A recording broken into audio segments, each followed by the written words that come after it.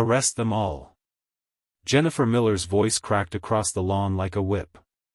She flung the words the way someone else might have thrown a punch, fast, wild, meant to land on whoever was closest. "Ma'am, this is a wedding." Jordan said it low, even, the way a man speaks when he's already decided not to raise his voice no matter what happens next. "Not for long," Jennifer said, and there was something almost like a smile underneath the panic in her face. 2 patrol cars had already swung onto the curb, tires biting gravel. Officer Todd Whitfield and Officer Renee Ortiz came across the grass at a jog, hands hovering near their belts, eyes sweeping the crowd like they were counting threats instead of guests. Jennifer waved them forward, pointing past the rose arch toward 100 people in wedding clothes. "That's them," she said. "All of them. They don't belong here." Whitfield didn't ask a single question. "Everybody stay where you are," he barked, and 100 guests froze mid-breath, champagne glasses suspended in the air, a flower girl's hand caught mid-wave. Kiera Washington stepped in front of her husband so fast her gown snapped at the hem. "There is no crime here," she said. "This is our home." Nobody was listening to her either. That was when Jordan's hand drifted behind his back, slow, deliberate, fingers curling around something cold folded inside his jacket. Not a weapon. Something else. Something he had carried every single day for 11 years and never once brought home. He had promised himself this day would be different. He hadn't planned on needing proof of who he was in his own backyard, in front of his own mother, on the one afternoon that was supposed to belong only to him and Kiera. Kiera saw his hand move and her palm flew to her mouth. She didn't know what he was reaching for. She only knew that whatever happened in the next 10 seconds could not be taken back. Behind them, 100 phones rose into the air at once, a wall of small glowing screens, every guest suddenly a witness instead of a spectator. Nobody in that yard yet understood what was about to happen. Nobody knew that the woman shouting for every guest to be arrested was about to become the reason an entire police department was forced to change. Nobody knew that in less than a minute, the man with his hand behind his back would say one word that would turn Officer Todd Whitfield's legs to stone. Have you ever watched someone decide who you are before you've said a single word? If you've ever felt that, subscribe now, because you're going to want to see how this ends. 2 hours earlier, Hollow Creek Estates had looked like something off a postcard. The neighborhood sat on a ridge just outside Charlotte, all copper gutters and manicured hedges, the kind of street where every mailbox matched and every lawn was cut to the same exact height. For 40 years, the same handful of families had lived behind those brick facades, and in all that time, not one of them had been black. Then Jordan and Kiera had closed on the corner lot in the spring, and Hollow Creek quietly became something it had never been before. Jordan Robinson was 32, broad-shouldered, with a calm that seemed to settle a room the moment he walked into it. When neighbors asked what he did for a living, he always gave the same short answer. "I work for the county." Nothing more. Not even Marcus Bell, his best man since they were 19 years old, knew exactly what floor Jordan worked on downtown. Jordan liked it that way. He had built a wall between his badge and his backyard, and he intended to keep it standing, at least for one day. Kiera Washington was 28, a hospital administrator with a laugh that carried clean across a room. She had dark curls that framed a face people remembered, and eyes that held steady no matter who was looking back at her. They had met 3 years earlier at a mutual friend's dinner, both of them too busy for romance and both of them unable to walk away from each other anyway. That morning, the backyard had been transformed. White folding chairs stood in careful rows. A rose arch trembled slightly with each pass of the breeze. String lights, not yet lit, hung between the oaks like sleeping stars, waiting for dusk. Inside, Jordan's mother, Patricia, pinned a boutonniere to his lapel with hands that would not quite stay steady. "Your grandmother would have loved this," she whispered, smoothing the fabric flat even though it didn't need smoothing. Jordan only nodded. He didn't trust his voice yet. Patricia had raised him alone, worked double shifts to keep him fed, and never once complained where he could hear it. Watching her son marry in a neighborhood like this one meant more to her than she had words for. Across the yard, Kiara's mother Diane fussed over table settings, straightening a fork that was already straight, humming to herself the way she did when she was too happy to sit still. None of them noticed the woman watching from behind the fence.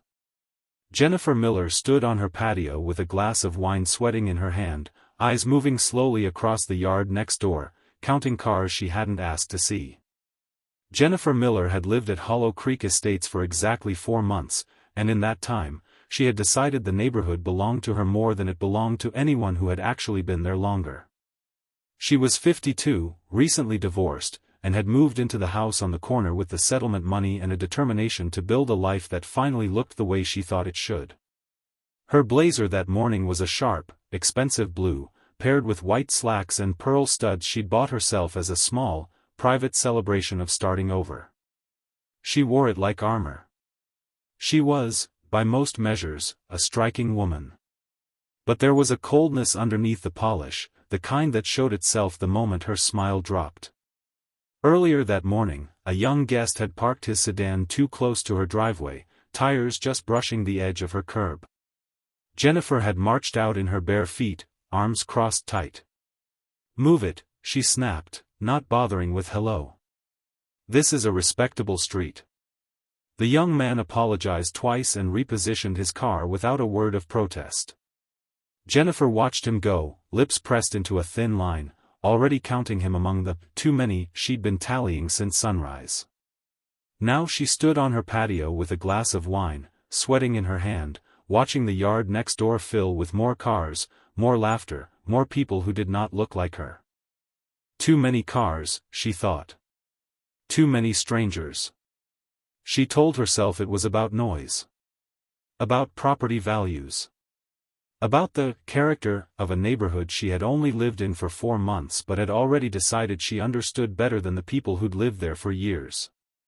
She told herself it had nothing to do with the fact that every face crossing that lawn was black, and that none of them looked like the neighborhood she'd pictured when she signed the papers. "This neighborhood is changing," she muttered to no one, sipping her wine like the words tasted bitter going down. She watched the string quartet begin to tune. She watched the rose arch catch the afternoon light.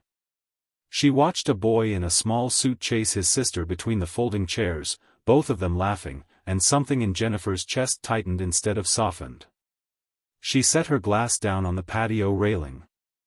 "Enough," she whispered. Her thumb hovered over the phone in her hand, trembling slightly, though not from fear.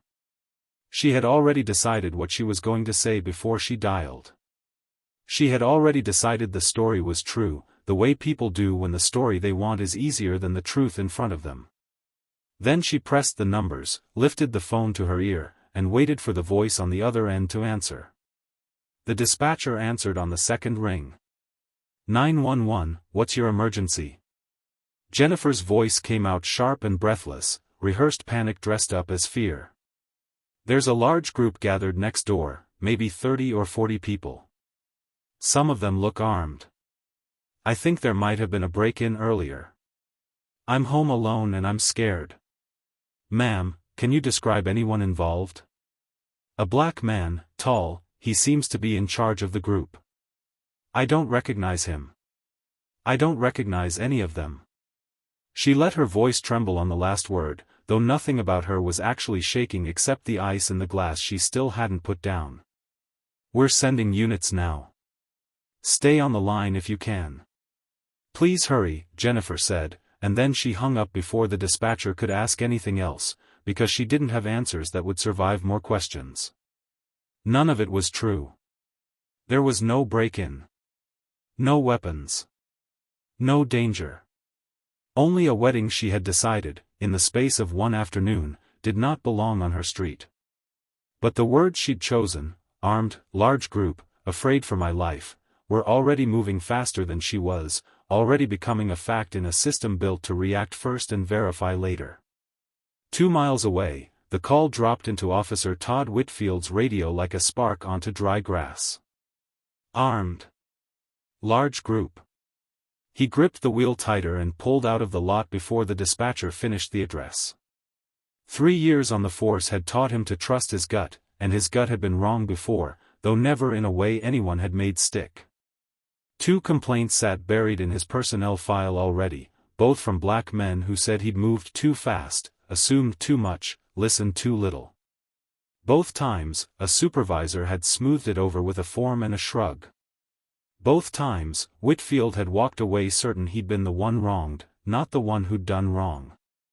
Officer Renee Ortiz rode beside him, reading the same call on her own screen, and something about it didn't sit right.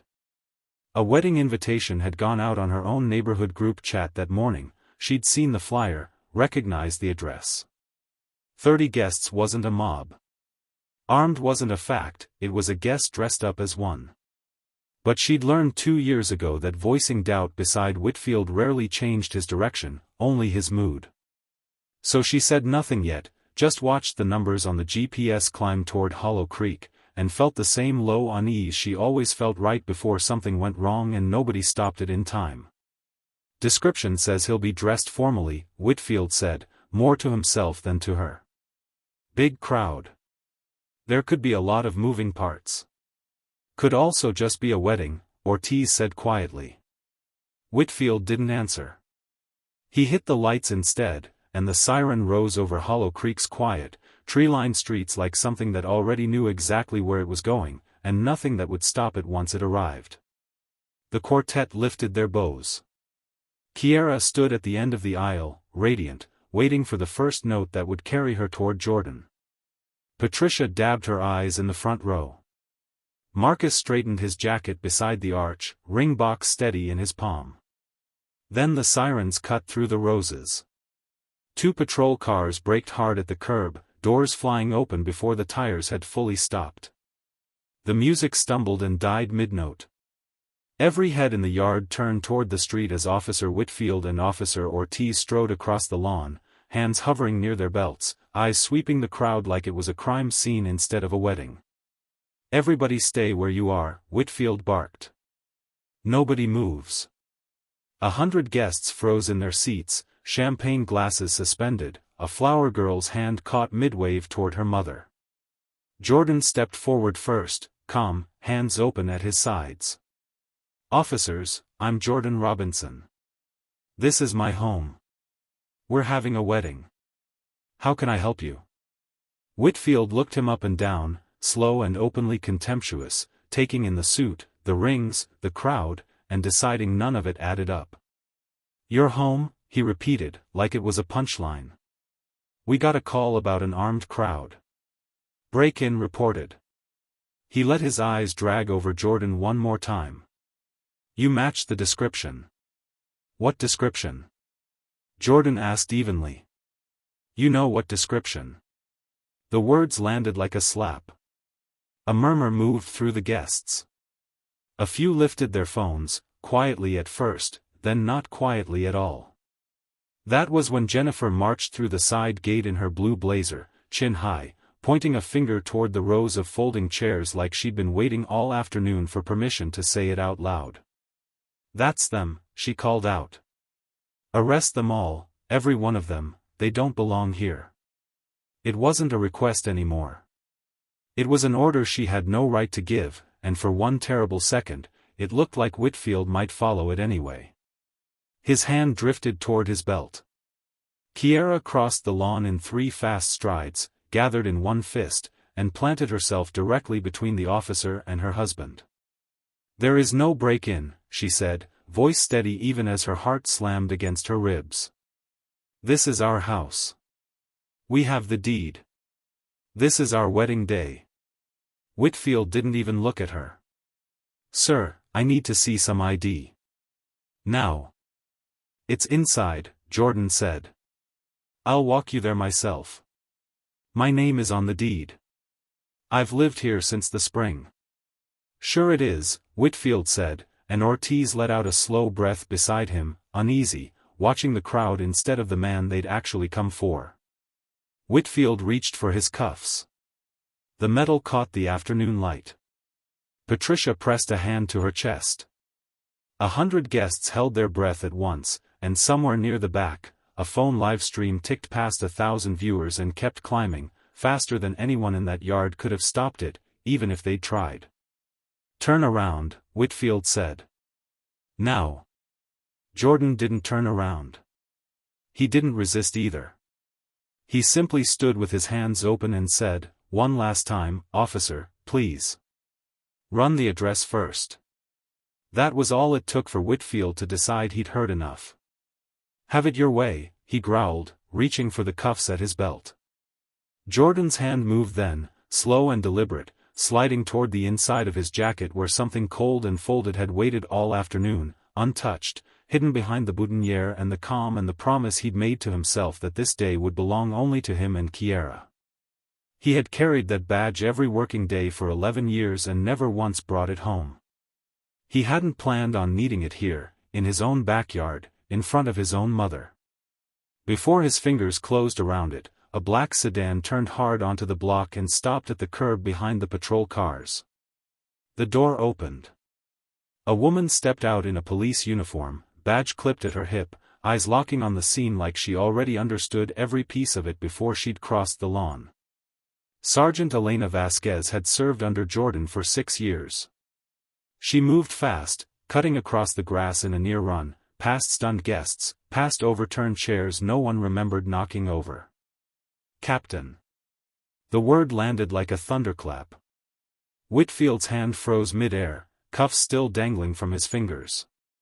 "Captain Robinson," Vasquez said again, louder this time, loud enough for every phone still recording to catch it clean. "Major crimes. He outranks everyone standing on this lawn, Whitfield. He outranks your supervisor too." The yard didn't gasp. It went silent in a way that was somehow louder than any sound could have been, 100 people, 100 phones, all frozen on the same impossible sentence. Whitfield's face drained white. "That's not, he doesn't." He looked at Vasquez, then at Jordan, then back at Vasquez, searching for the joke that wasn't coming. "There was no break-in," Vasquez said. "There never was. You just put your hands on the captain of major crimes at his own wedding." Across the lawn, Jennifer felt the color leave her face one shade at a time.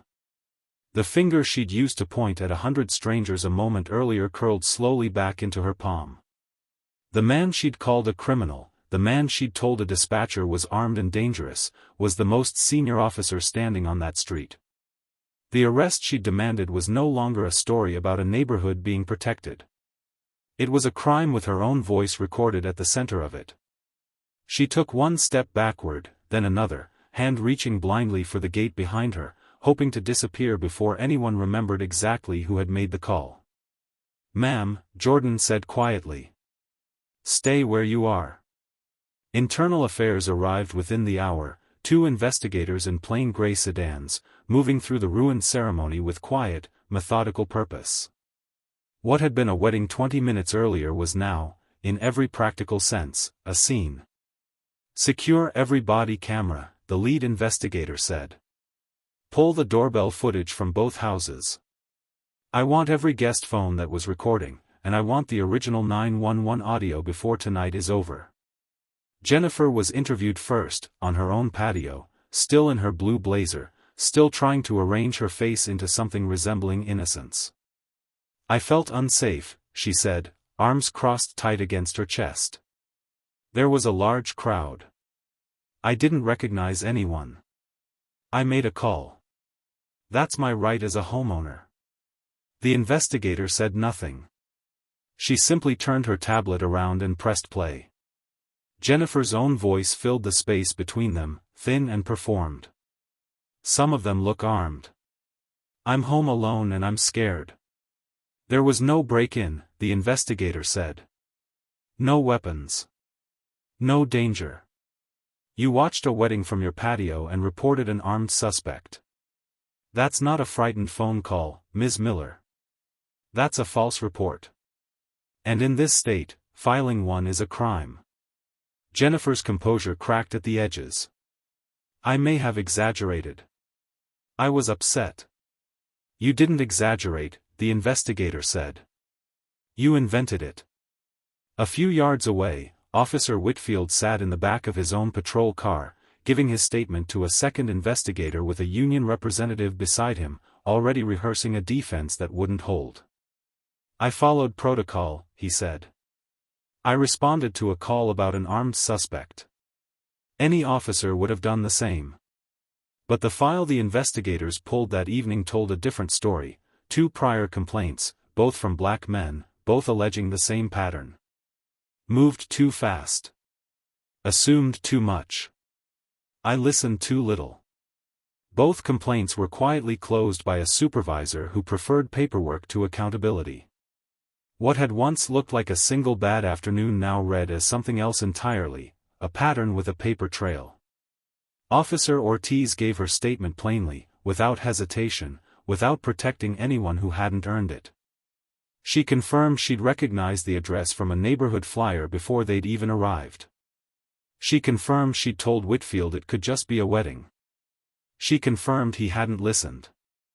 It cost her nothing but the comfort of staying quiet, and for the first time all afternoon, quiet felt like the wrong thing to have almost chosen. Through all of it, more than one official quietly suggested the matter could be handled discreetly, records adjusted, the whole thing smoothed over the way it always had been for men wearing Jordan's rank. Jordan refused. "We follow the process exactly as we would for anyone else," he told the lead investigator, voice even. "No special treatment. Not for me, and not for them." The footage hit the internet before midnight. A guest had live-streamed the last 20 minutes of the ceremony, and the clip of a groom being read his rights at the altar of his own wedding spread faster than anyone could contain it. By morning, it led every news broadcast in the country. A neighbor called the cops on a black wedding, and the officers tried to arrest the captain of major crimes. The headline wrote itself, and the public response was immediate.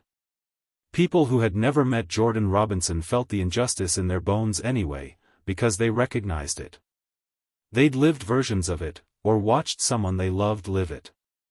Outside the department headquarters, a crowd gathered the next afternoon, peaceful and steady, holding signs that asked one simple question over and over: if this can happen to a captain, what happens to the rest of us? The disciplinary hearing moved quickly once it opened, because the evidence left no room to argue. The board reviewed the body cameras, the doorbell footage, the 911 call, Jennifer's own recorded voice laid beside a dozen guest videos that told the same story from a dozen angles. Officer Todd Whitfield was suspended within the week, then formally terminated. Excessive force. Failure to verify. A documented pattern of the same conduct, twice buried before. His case was referred to the district attorney for criminal review.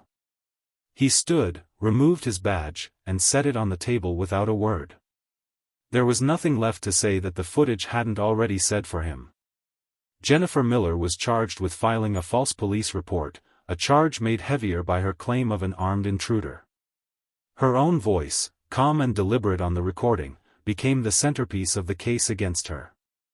Her name, once just another resident on a quiet street, was now permanently tied to the afternoon she decided a wedding didn't belong in her neighborhood. Jordan and Kiera filed a civil suit as well, not for the money, but so the cost of a false call would sit on public record where no one could quietly erase it.